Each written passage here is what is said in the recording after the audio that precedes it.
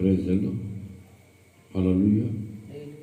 మన ప్రభువును రక్షకుడైన యేసుక్రీస్తు నామములో మీ అందరికీ నా హృదయపూర్వకమైన వందనాలు.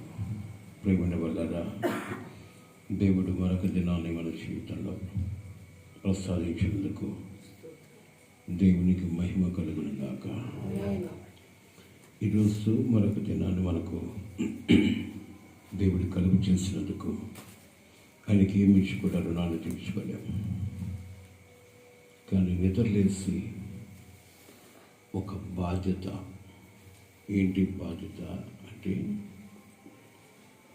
సంపాదించుకోవాలి, భార్య బిడ్డలను బ్రతికించుకోవాలి, కుటుంబంలో కొలువు తీర్చుకోవాలి. కుటుంబంలో అనేక అవసరాలు ఉన్నాయి, అవసరాలు తీర్చుకోవాలి. ఇదొక బాధ్యత. కానీ నేను ఇదొక మాట చెప్తాను.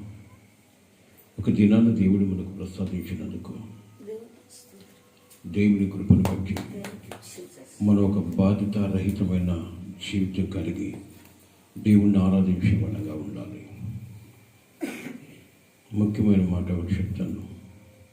దేవుడు అన్న, దేవుని మాట అన్న భయం కలిగి బ్రతకాలి. ఈరోజు సంఘాల్లో భయం అనేది కనపడడం లేదు.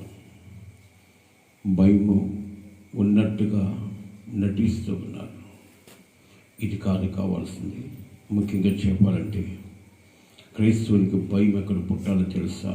భయము వెన్నుపూసలో పుట్టాలి. మనిషి బాడీ పెద్దయినా వెన్నుపూస అన్నిటికీ బలాన్ని ఇచ్చేది. అదే వెన్నుపూసలో నీకు భయం కలిగినప్పుడు నీ సర్వ అవయవాలు దేవుని స్వాధీనంలో ఉంటాయి. దేవుని స్తోత్రం. అవి లేనప్పుడు మనం వేషధారులుగా ఉంటామే కానీ యథార్థవంతులుగా ఉండలేము. కాబట్టి ప్రేమన వల్ల దేవుని మాట విన్నప్పుడు భయం కలిగి బ్రతకడానికి ఇష్టపడగలిగితే ఆ భయం నిన్ను బ్రతికిస్తూ ఉంది. యుగయుగాలు ఆయనతో నివాసం చేసే కృప దేవుడు మనకు కలుగు చేస్తాడు. దేవుని స్తోత్రం.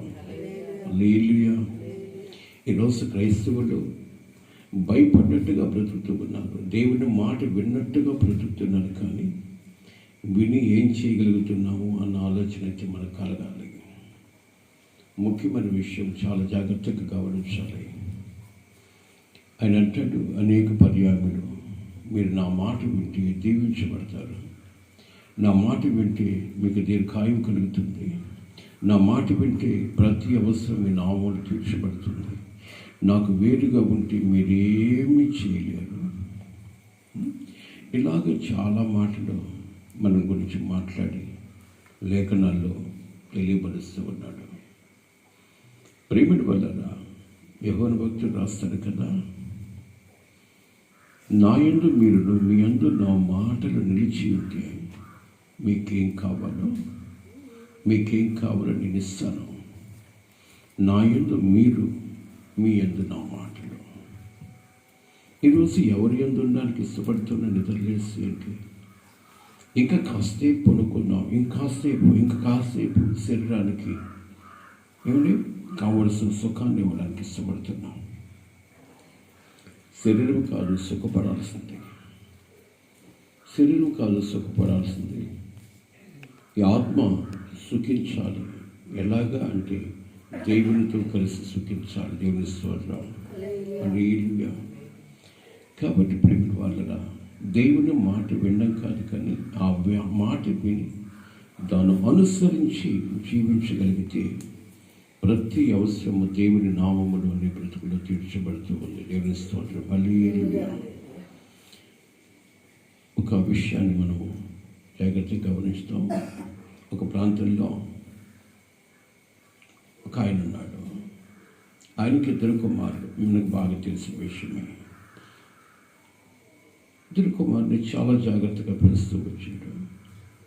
చిన్న కుమారుడు ఒకనొక రోజు తండ్రి దగ్గరకు వచ్చి తండ్రితో అంటాడు, నాన్నగారు, నాకు రావలసిన ఆస్తిని పంచివ్వు, నేను దూరం వెళ్ళి మంచి వ్యాపారం చేసి గొప్పగా సంపాదించాలి అంటాడు.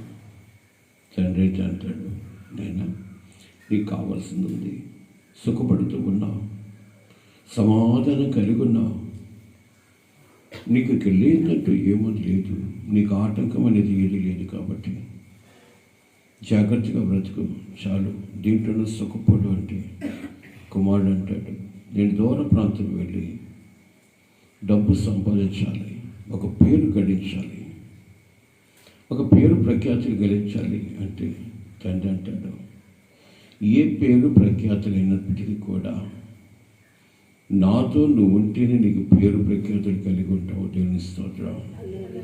చూద్దాం ఆ మాట ఏంటో. లూకాసు వార్త 15వ అధ్యాయం 11 వాక్యాన్ని చూద్దాం. లూకాసు వార్త.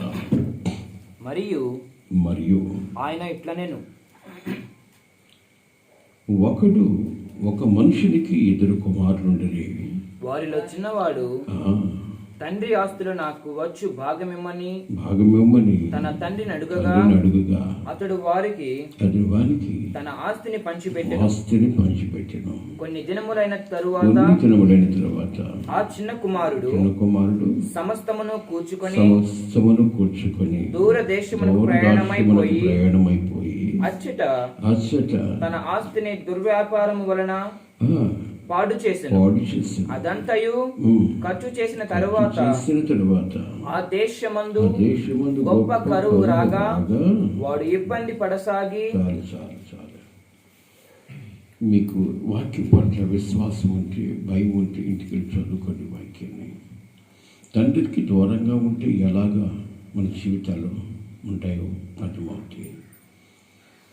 తండ్రి దగ్గరకు వచ్చి అంటాడు, నా ఆస్తిని పంచిపో, నా ఆస్తి నాకు ఇచ్చి, నాకు భాగం నాకు ఇచ్చేసి నేను దూరం వెళ్ళి వ్యాపారం చేయాలి అంటాడు. తండ్రి అయితే అంటాడు, నా కుమారుడా, నీవు నాకు దూరంగా ఉంటే రాణించలేవు, నీవు నాకు దూరంగా ఉంటే ఆశీర్వాదం నోచుకోలేవు, నీవు నాకు దూరంగా ఉంటే ఏ విషయంలో కూడా ఉన్నతమైన స్థితి నువ్వు చేరుకోలేవు అంటే, నాకన్నీ బాగా తెలుసు, నేను మహాజ్ఞానిని, నేను మహాజ్ఞానవంతుని, కాబట్టి నాకు తెలియదు ఏం లేదు. ఇప్పుడు ఈ జనరేషనే వేరు, కాబట్టి నాకు డబ్బు ఇచ్చేస్తే నేను దూరం వెళ్ళి నువ్వు సంపాదించిన దానికన్నా గొప్పగా నేను సంపాదిస్తానని చెప్పేసి ఆ కుమారుడు తండ్రికి చాలా చెప్తూ ఉంటే, తండ్రి శాయశక్తిలో ప్రయత్నించి తన కుమారుని తనతోనే ఉంచుకోవడానికి ఎన్నెన్నో ప్రయోగాలు చేశాడు.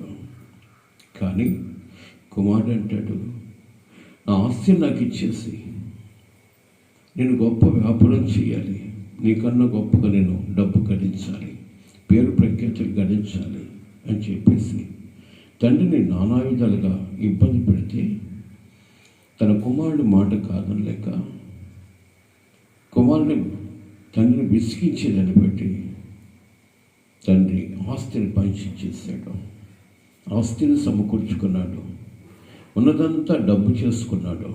ఆ డబ్బు సంచి చేత పట్టుకొని ప్రయాణమై వెళుతూ ఉంటే, చూడండి ప్రేమిడి వలన, నీ దగ్గర 10 రూపాయలు ఉన్నప్పుడు 10 మంది నీ దగ్గర కూడుకుంటారు.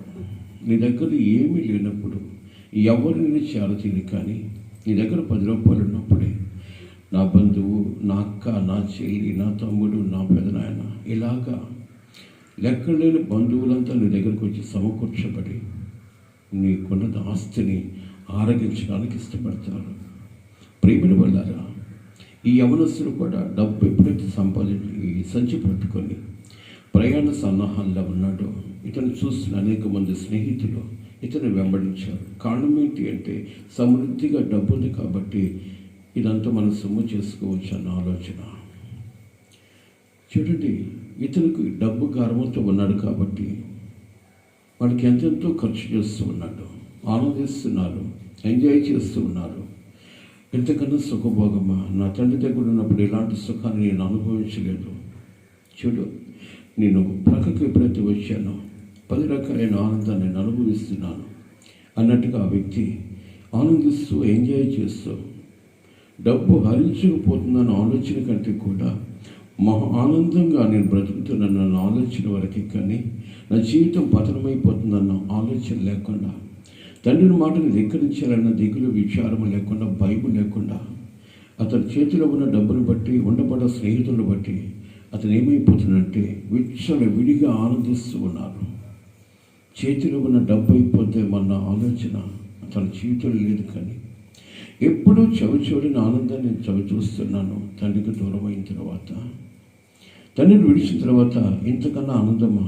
తండ్రి దగ్గర ఉన్నప్పుడు ఈ ఆనందాన్ని ఇప్పుడు నేను అనుభవించలేదు.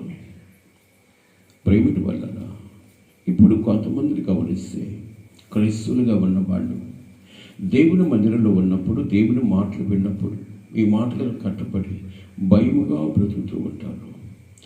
లోకం వైపు తిరిగిన తర్వాత లోకస్తులతో సహవాసం చేస్తూ, లోకములను అందచందాలు ధరించుకొని, లోకానుసారంగా తిరిగి లోకములో ఉంటూ వారు అనుకుంటున్న మాట ఇంతకన్నా ఆనందమా? ఇప్పుడు అనుభవించకపోతే ఇంకెప్పుడు అనుభవిస్తాం? వయసు అయిపోయిన తర్వాత ఇక అనుభవించేది ఏముంటుంది? కాబట్టి ఏది అనుభవించినా ఇప్పుడే కదా అనుభవించాలి. దేవునితో స్థిరంగా ఉండాలనుకుంటే బాగా వయసు ఉడికిపోయిన తర్వాత దేవునితో స్థిరంగా ఉండొచ్చులే. అంతా ఉడికిపోయిన తర్వాత ఇప్పుడే శక్తి కొంచెం సన్నగిలిన తర్వాత దేవునితో సహవాసం చేయొచ్చు అన్న ఆలోచన కలిగిన ఈరోజు అనేక మంది దేవునితో ఉన్నట్టుగానే ఉంటారు. కానీ వాళ్ళ అంతరంగాల లోకములో ఉన్న వాటిని ఆస్వాదిస్తూ, లోకానుసారంగా బ్రతుకుతూ వాళ్ళ జీవితాన్ని పతనం చేసుకున్న అనేక మందిని మనం చూడకలేదు. ప్రేమిని వల్ల జాగ్రత్తగా గమనించగలిగితే దేవుని మాట ప్రకారం నువ్వు బ్రతికినంత కాలము నీ జీవితంలో ఆనందాలను అనుభవిస్తావు. దేవుని స్తోత్రం. దేవుని మాట నేను బ్రతికిస్తుంది. నువ్వు అనుకున్న ప్రతి కార్యం జరిగిస్తూ ఉంది. ఈ లోకంలో చింత లేకుండా, వేదన లేకుండా సమాధానముతో నువ్వు నింపబడతావు. కాబట్టి ప్రియమైన వాళ్ళ ఈ స్థితి కలిగి ఉన్న ఈరోజు ఆలోచించాలి. దేవునికి దూరంగా ఉన్నావా? తండ్రికి దూరంగా ఉన్నావా? ఆయన మాటకు దూరంగా ఉన్నావా? లేదా భయభక్తులు కలిగి తండ్రి మాటకు లోబడి బ్రతుకుతున్నావా? ఆలోచించాలి. ఈరోజు క్రైస్తవుడిగా ఆలోచించకపోవటం వల్ల అనేక అనర్థాలు తన కుటుంబంలో చోటు చేసుకుంటున్నాయి. అసమాధానం వాడి జీవితంలో చోటు చేసుకుంటుంది. దీనికి అందరి కారణం ఏంటంటే విన్నట్టుగా ప్రవర్తిస్తున్నామే కానీ విని అనుసరించకపోవటం వల్ల. ఈ వ్యక్తి కూడా డబ్బు చూసుకున్నాడు, తండ్రి మాట మీద లెక్క చేయలేదు. అందాన్ని చూసుకున్నాడు, తండ్రి మాటని ఖాతరు చేయలేదు.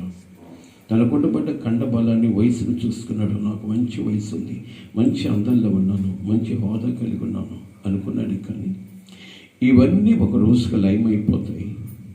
నా శరీరం సిక్కిపోతుంది, నన్ను ఆదరించబడి ఎవరు అన్న ఆలోచన లేకుండా బ్రతుకుతూ ఉన్నాడు.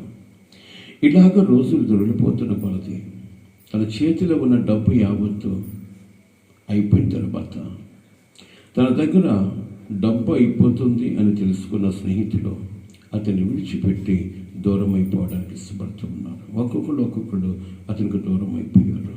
కారణం ఏంటి అంటే, ఏదో అంటారు కదా, బెల్లం ఉన్నప్పుడు ఈకలు ముసురుకుంటాయని. అలాగే నీ చేతిలో 4 రూపాయలు ఉన్నప్పుడే నీ స్నేహితులు కానీ నీ బంధువులు కానీ నిన్ను ప్రేమిస్తారు. చిరవాత నీ దరి చేరేవాడు కూడా ఒక్కళ్ళు కూడా ఉంటారు. ఈ వ్యక్తి చేతిలో ఉన్న డబ్బున్నంత కాలం ఆ స్నేహితులు ఈగల్లాగా ముసురుకున్నారు. ఆ డబ్బు అంతా హరించిపోయిన తర్వాత, డబ్బు చేతులు లేకుండా పోయిన తర్వాత, తన చేతిలో చిల్లగా లేకుండా అయిపోయిన తర్వాత అతన్ని విడిచిపెట్టి వెళ్ళిపోయారు. ఒక్కళ్ళు కూడా లేరు. తిరిగి చూస్తే ఒక్క స్నేహితుడు కూడా అతని దరిదాపుపోయాడు. అప్పుడు గమనించింది ఏంటంటే, నా చేతిలో డబ్బునంత కాలమే లోకము నన్ను ప్రేమిస్తుంది. నా చేతిలో డబ్బులు అయిపోయిన తర్వాత లోకం కూడా నన్ను ద్వేషిస్తుంది అనుకున్నాడు. కానీ ప్రియమైన వాళ్ళగా ఏం చేయాలో అర్థం కాని దౌర్భాగ్య జీవితము, ఆకలి బాధలు ఎక్కిపోయిపోతున్నాయి. ఆ పట్టణంలో కరువు వచ్చేస్తుంది. ఈ కరువులో ఏం చేయాలో అర్థం కాక ఆకలి బాధతో, వస్త్రహీనతతో ఒక దరిద్రుడిగా తల్లిదండ్రులు అనుభవిస్తూ ఉన్నాడు. ప్రేమిని వల్ల దీనికి అంతటికి కారణం ఏంటి అంటే, తండ్రి మాటకు లోబడకపోవటం వల్ల, తండ్రి యొక్క క్రమాన్ని అనుభవించకపోవటం వల్ల, దేవుడు ఇచ్చిన వాగ్దానుసారమైన జీవితాన్ని జీవించకపోవటం వల్ల. తండ్రి పదే చెప్తున్నాడు, నాకు దూరంగా ఉంటే నా కుమారుడా, నువ్వు ఆనందించలేవు. లోకమిచ్చే ఆనందము తాత్కాలికమైంది. లోకమిచ్చే సుఖభోగము చాలా క్షణికమైంది. నా ద్వారా వచ్చే ఆనందము కానీ ఆశీర్వాదము కానీ యుగ యుగాలు అనుభవిస్తుంటాం, ఆనందిస్తూ ఉంటాం. దీనికన్నా ఆనందం ఏంటి? లోకమిచ్చే ఆనందము శాశ్వతమైనది కాదు. ఒక రోజుకి ఆనందము నేను విడిచిపెట్టిపోతుంది. ఎవరు నీ దరిదాపులు చేరరు. నీ శరీరం చిక్కిపోయిన తర్వాత ఎవరు కూడా నేను ప్రేమించరు. నీ పాటికి నీ విడిచిపెడతారు. నేను ఆదరించే వాళ్ళు లోకంలో ఎవరు ఉండరు, కరువైపోతారు. నాతో ఉన్నత కాలము నీ గౌరవం కానీ నీ మర్యాదలు కానీ నీ ఉన్నత మనస్థితి కానీ నీ విడిచిపెట్టి పోదు అని తండ్రి పదే పదే చెప్తూ ఉన్నా తండ్రి మాట వినకుండా బయటికి వెళ్ళిపోయి ఏమైంది ఇప్పుడు అంటే ప్రేమల వల్ల ఉన్న డబ్బంతా హరించిపోయిన తర్వాత ఆకలి బాధ తన కబడిస్తూ ఉంటే ఎక్కడికి వెళ్ళాలి, బట్టి అన్నం ఎవరు పెడతారన్న ఆవేదనతో కృంగిపోతూ ఉన్నాడు. ఈరోజు అనేక కుటుంబాలు గమనిస్తే బాగా సంపాదిస్తున్నారు. ఈ సంపాదన యావత్తు పరుల సొత్తు అయిపోయి ఇంటికి వచ్చేటప్పటికి చిల్లిగా లేకుండా ఏమిటి భార్య భర్త బిడ్డలు తినడానికి తిండి లేకుండా కొన్ని కుటుంబాలు సర్వనాశనం అయిపోతున్నాయి. దీనికి కారణం ఏంటి అంటే ఈ తండ్రి అనే దేవుని మాట వినక విచ్చలవిడితనంగా బ్రతికి అనేక అలవాట్లకు గురైపోయి సంపాదన యావత్తు కూడా నీ అలవాట్లకి గురి చేసి చివరికి ఆకలి బాధతో భార్య భర్త బిడ్డలు కుటుంబంలో అసమాధానికి గురైపోయి ఆవేదనకు గురైపోతూ ఉన్నారు. దీనికి అంతటిగా కారణం ఏంటి అంటే నీ తండ్రి అయిన దేవునికి భయభక్తులు లేకుండా బ్రతకటం వలన నీ కుటుంబాలు పతనమైపోతూ ఉన్నాయి. ప్రియమైన వాళ్ళ ఈ వాక్యాన్ని వింటున్న మీ అందరికీ నా హృదయపూర్వకమైన వందనాలు. ఈరోజు ఒక దైవ సేవకుడిగా మీ ఆత్మీయ తండ్రిగా చేతులు జోడిస్తూ ఉన్నాను. నీ కుటుంబాలు ఈరోజు ఆవేదనకి ఎందుకు గురైపోతున్నాయి అంటే నీ చెడుతనమే నీ కుటుంబానికి కారణము. నువ్వు తీసుకున్న ఆలోచనే నీ కుటుంబాన్ని పతనం చేస్తుంది. నీ బిడ్డలు దరిద్రులైపోవడానికి గల కారణం ఏంటి అంటే నీ అలవాట్లే. నీ బిడ్డలు అదేగత పాలైపోయి వస్త్రహీనతతో దరిద్రులుగా రోడ్ల మీద తిరుగుతూ ఉన్నారంటే కారణం ఏంటి అంటే నీ అలవాట్లే నీ కారణము. నీ తండ్రి మాటలు ధిక్కరించడమే నీ కారణము. నీ తండ్రి మాటకు లోబడి ఉంటే నీ సంపద నీ చేదగ్గ రీతిగా దేవుడు కలుగు చేస్తాడు. దేవుడి స్తోత్రం. నీ సంపద వేరొకరు అనుభవిస్తున్నట్టు కారణం ఏంటి తెలుసా? నీ సంపద వేరొకరు అనుభవిస్తున్నట్టు కారణం ఏంటి తెలుసా? నీ అలవాట్లను బట్టి నీ కష్టము వేరొకరు అనుభవిస్తున్నాడు. చివరికి నీ కుటుంబం దరిద్ర పాలైపోతుంది. కాబట్టి ప్రియమైన వాళ్ళ ఎవడైతే తండ్రి మాటకు లోబడతాడో లోకపరమైన విషయాల్లో తలచొచ్చక దేవుడి మాట పట్ల లక్ష్యం ఉంచి తన కుటుంబాన్ని కట్టుకొని తన కుటుంబం క్షేమంగా తండ్రి మాటకు లోబడుతూ క్షేమాభివృద్ధిని కలిగి ఉంటాడు. దేవుని స్తోత్రం. హల్లెలూయా.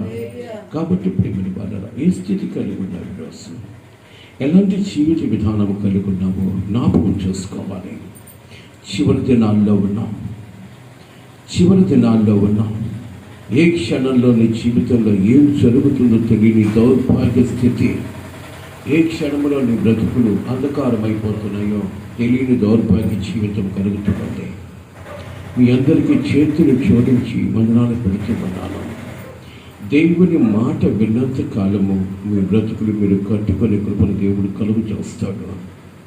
దేవుని మాటను ధిక్కరించి విన్నట్టుగా ప్రవర్తించి చివరికి నీ జీవితం ఎలాగైపోతుందంటే ఎందుకు పరిగణాన్ని ఒక దరిద్రమైన కుటుంబంగా మార్చబడుతుంది. ఈ వ్యక్తి కూడా, ఈ యవనస్తుడు కూడా తండ్రి మాటను ధిక్కరించాడు. తన ఆస్తి రావాల్సిన ఆస్తిని పంచుకున్నాడు. ఆస్తి యావత్తు హరించిపోయిన తర్వాత ఏం చేయాలో అర్థం కాని దౌర్భాగ్య జీవితమైన తన జీవితాన్ని పతనం చేసుకుంటూ అంధకారము చేసుకుంటూ తన బ్రతుకు వెలిగించబడి ఉన్న జీవితము తండ్రితో ఉన్నంత కాలము తన కుటుంబంలో నివాసించినంత కాలము తండ్రి మాటతో లోబడినంత కాలము తండ్రితో సహవాసం చేసినంత కాలము తన యొక్క జీవితం వెలిగించబడి ఆనందమయంగా ఉన్న తన కుటుంబం ఏమైపోయిందంటే తండ్రికి దూరం అయ్యాడు. తండ్రి మాటకు దూరం అయిపోయాడు.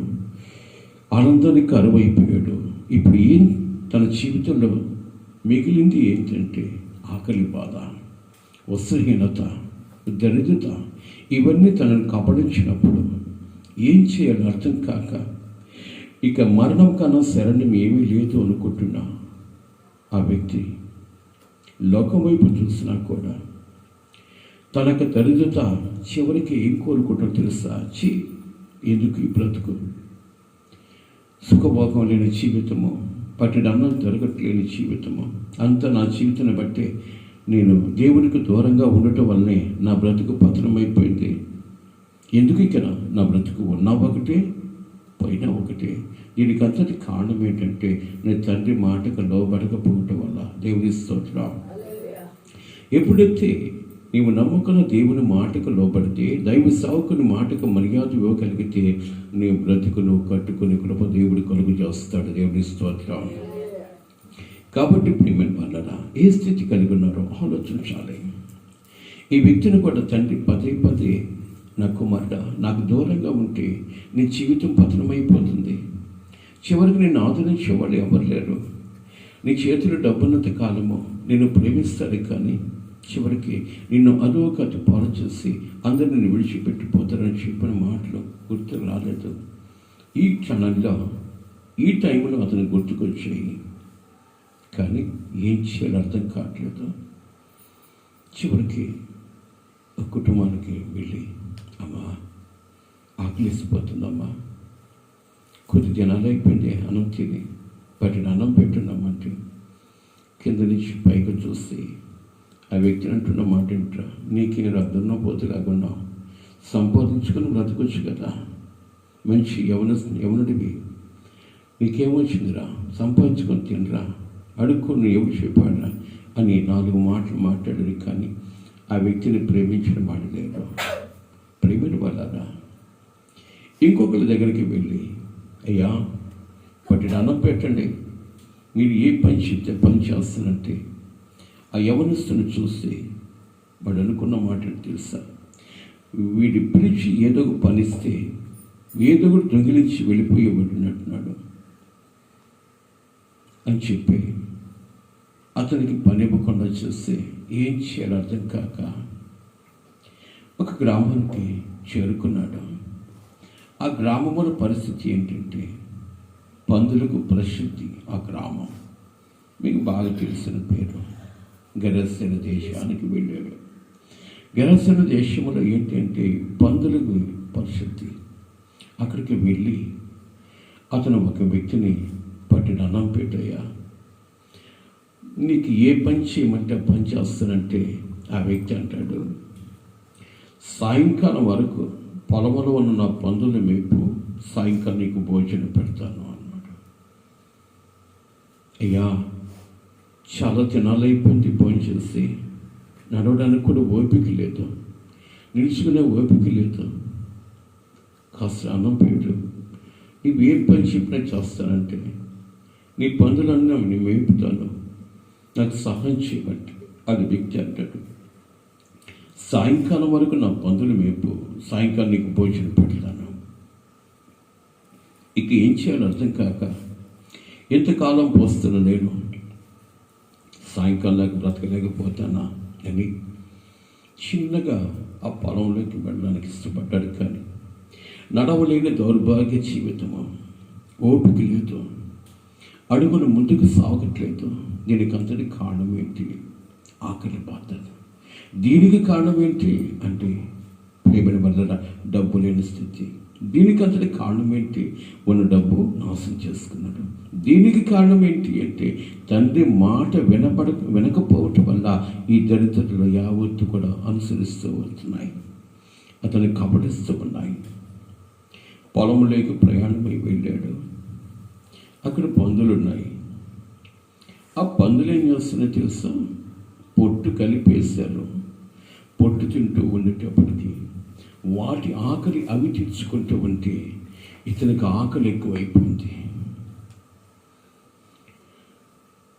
వాటి ఆకలి తీర్చుకుంటూ తృప్తిగా తింటూ ఉంటే ఇతనికి ఆకలి ఎక్కువైపోయి ఇక తట్టుకోలేను, చనిపోతాను ఈ ఆకలి బాధతో అనుకుని ఏం చేయాలో అర్థం కాక ప్రేమని వలరా ఆ పొట్టు తినడానికి ప్రయత్నించాను. చనిపోయేటట్టున్నాను, ఏదో ఒక విధంగా బ్రతకాలి, ఆ పొట్టను తిని బ్రతుకు నిలబెట్టుకోవాలి, ప్రాణాలు కాపాడుకోవాలనుకుని ఆ వ్యక్తి చిన్నగా నడవలేని స్థితిలో మోకాళ్ళ మీద దోగాడుకుంటూ ఆ పందులు పాకలోకి వెళుతూ ఉంటే చాలా జాగ్రత్తగా వినాలి. ఆ పొట్టు తింటూ ఆకలి తీసుకుంటున్న పందులు ఈ వ్యక్తి వైపు చూసి ఆ వ్యక్తిని ఏమనుకుంటున్నా తెలుసా?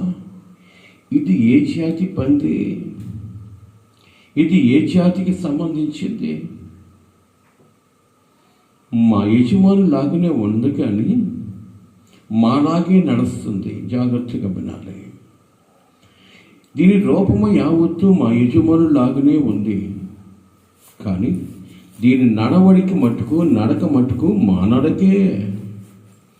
ఈరోజు పక్కన ఆపితే చేతులు జోడిస్తూ ఉన్నాను. ఈరోజు క్రైస్తవులంగా బ్రతికినట్లే ఉంటాం, కానీ మన అలవాట్లు యావత్తు కూడా దాని అలవాట్లోనే ఉన్నాయి.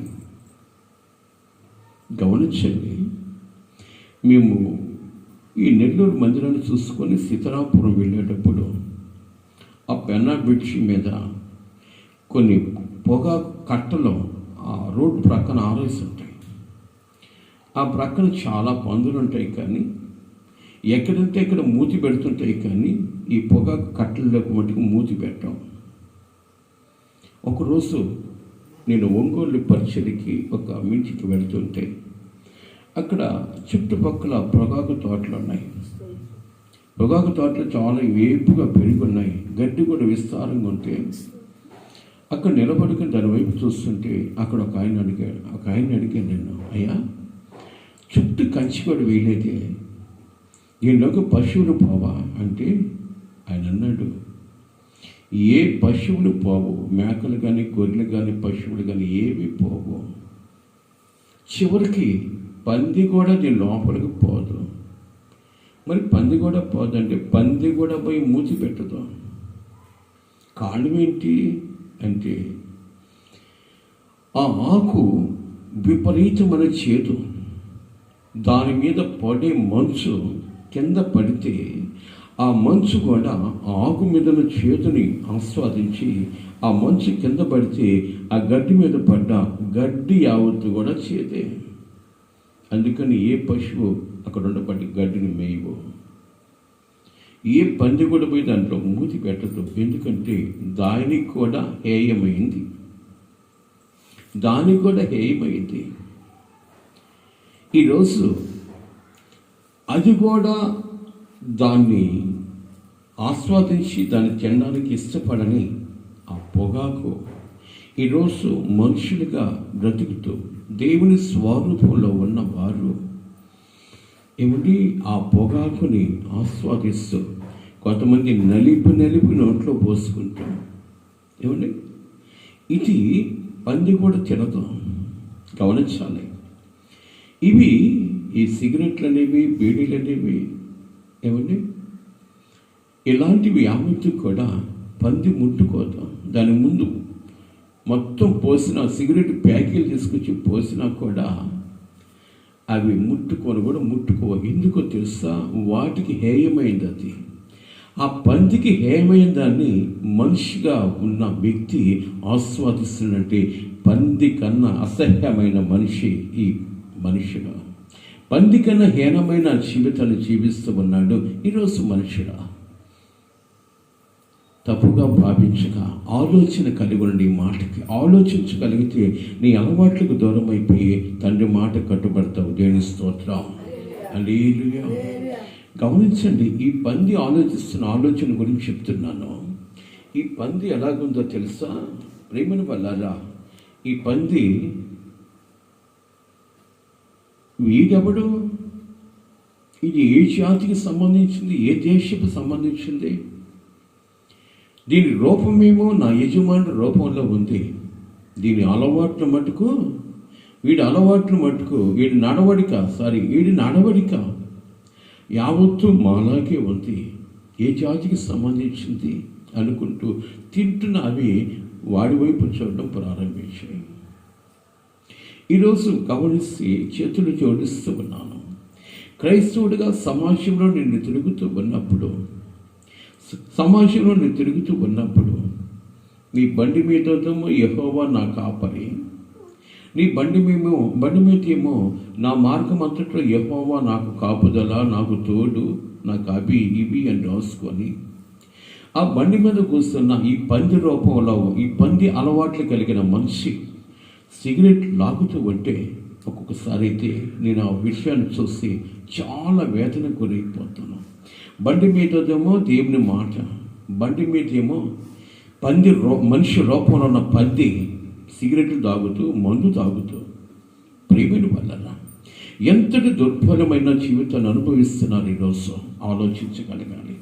క్రైస్తవుడా, నీ అలవాట్లను బట్టి, నీ ఆలోచన క్రమాన్ని బట్టి, నీ నడవడికను బట్టి నీ తండ్రి అయిన దేవుడు ఎంత వేదనగా గురైపోతుందో ఒక్కసారి ఆలోచించాలని మనవి చేస్తూ ఉన్నాను. ఎందుకు ఈ ఆవేదనతో ఈరోజు మాట్లాడుతున్నానంటే, మేము సమాజంలో వెళుతూ ఉన్నప్పుడు, పరిచయకి వెళుతున్నప్పుడు అనేక మంది క్రైస్తవులు మాకు కంటపడ్డప్పుడు వాళ్ళ అలవాట్లు, వాళ్ళ ఆలోచనలు మేము చూసినప్పుడు మా హృదయాలు పిండేస్తూ ఉన్నాయి.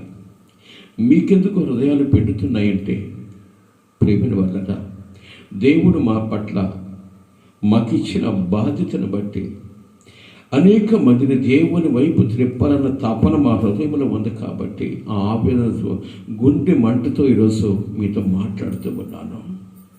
ప్రేమల వల్ల ఇక్కడ ఆ పాకలో పందులు పొట్టు తింటూ ఉన్నాయి. అది చూసిన ఈ వ్యక్తికి ఆకలి బాధ ఎక్కువైపోయి మోకాళ్ళ మీద దొంగుకుంటూ ఆ పాకలోకి వెళుతూ ఉంటే అది విచిత్రంగా చూస్తూ ఉంది. వీడప్పుడు మా యజమాని లాంటి వాడు, వీడి నడవడిక మాలాగే ఉంది. ఇదొక రకమైన జంతువేమనుకున్నాడు. చివరికి చిన్నగా తొట్టి దగ్గరికి పెట్టి ఆ తొట్టిలో చేయబెట్టి ఆ పొట్టు తీసుకుందాం అనుకుని తొట్టిలో చేయబెట్టేప్పటికీ అక్కడ ఉండబడ్డ పంది మా ఆహారం కూడా వచ్చాడు. ఈ పంది మా కూడా అనుకుని ఒక తట్టు తడితే మూతి మీద ఎగిరి పాక బయటపడ్డాడు. అప్పుడు వచ్చిందండి ఆలోచన వాడికి. ఏమని అంటే, పొట్టు తినడానికి కూడా అర్హత కోల్పోయాను. ఆలోచన వచ్చి తల తిరిగి ఏమండి అదేదో చెప్తారు లోకపరంగా, ముల్లోకాలు కనబడి వాడికి తండ్రి యొక్క సన్నిధి కనబడి ఆడు అనుకుంటున్న మాట అంటే తెలుసా, నా తండ్రి మాటకి నేను లోబడి ఉంటే ఇలాంటి దౌర్భాగ్య జీవితాన్ని జీవించేవాడు కాదు కదా. నా తండ్రి ఇంట అనేక పనివాళ్ళు ఉన్నారు, వాళ్ళు తృప్తిగా బ్రతుకుతున్నారు. నేను చేసిన పనికి నా తండ్రి నన్ను ప్రేమిస్తాడా? ఏదేమైనప్పటికీ కూడా వాక్యాన్ని కొంచెం షార్ట్లో చెప్పబోతున్నాను, టైం లేదు కనుక. ఏదేమైనప్పటికీ కూడా నా తండ్రి దగ్గరికి వెళ్ళి నా తండ్రి పాదాలు పట్టుకొని, అయ్యా నా తండ్రి అని పిలవడానికి కూడా నేను అర్హుని కాదు, నీ పని వాళ్ళలో ఒక పనివాడిగా నన్ను చేర్చుకోమని బ్రతిలాడుతాను. నా తండ్రి ప్రేమ స్వరూపుడు, నాలాంటి దుర్మార్గులు ప్రేమించేవాడు అని ఎరిగి తిన్నగా తండ్రి ఇంటికి బయలుదేరాడు. తండ్రి ఇంటికి బయలుదేరితే ప్రేమని వల్ల జాగ్రత్తగా వెళ్ళి, చిన్న మాట జాగ్రత్తగా వినాలని మనం చేస్తూ ఉన్నాను.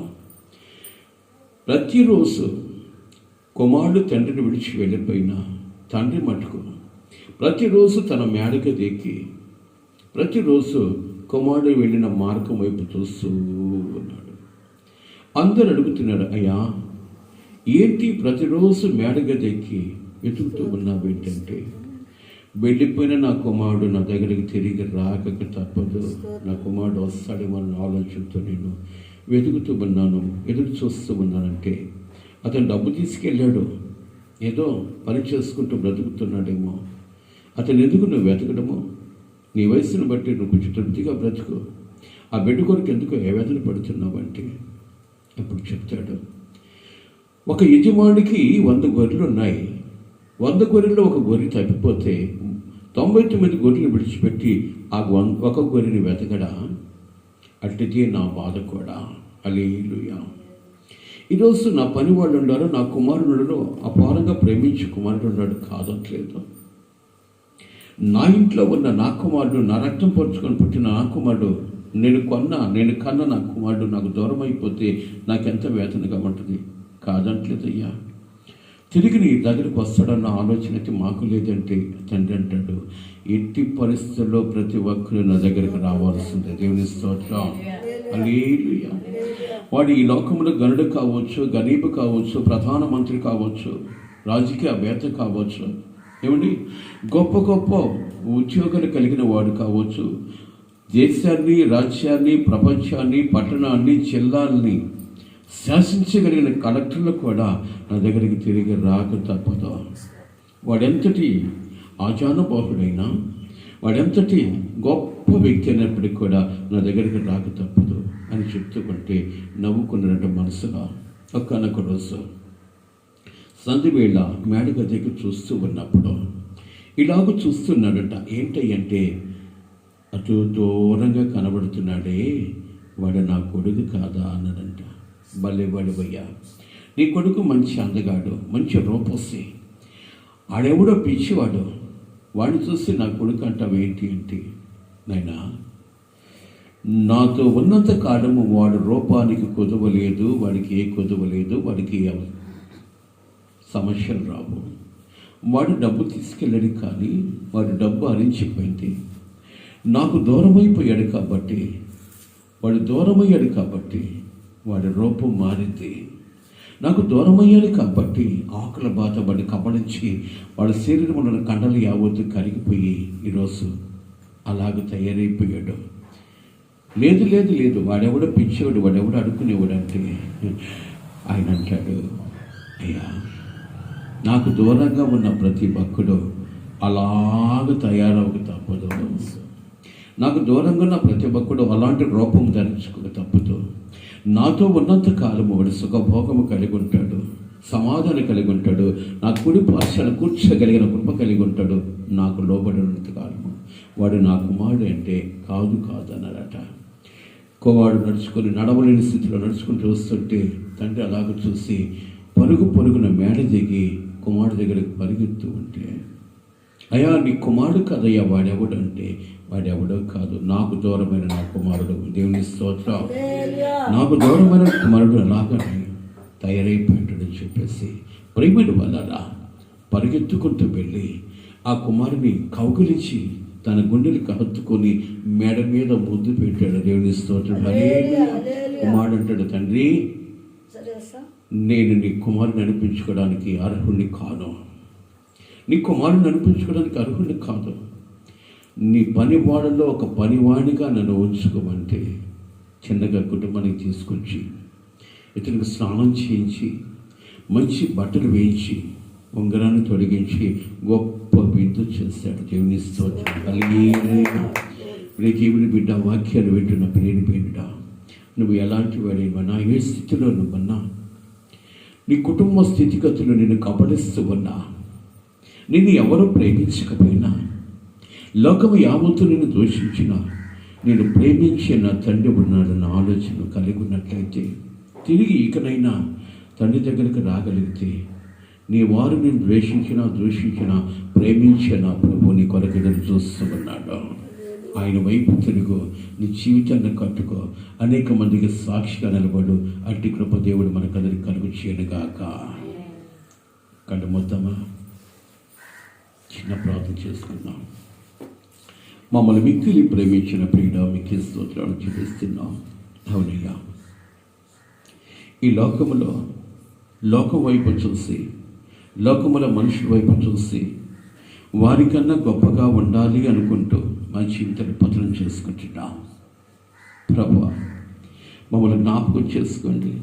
మీకు దూరంగా ఉండి మేమేమీ చేయలేము, మీకు దూరంగా ఉండి మేము బ్రతకలేము. ఈరోజు మీరు మాట్లాడేందుకు స్తోత్రాలు. మీ మాటకు లోబడుతూ, మీ మాటకు ఇష్టం మీ ప్రాకారమును స్థిరపరచబడి, మీ ఉద్దేశానుసారమైన జీవితాన్ని జీవిస్తూ మీకు నమ్మకంగా జీవించి కృప దయచేయమని ప్రత్యేకించి మమ్మల్ని అందరినీ మీ చేతులకు అప్పగించుకుంటాం.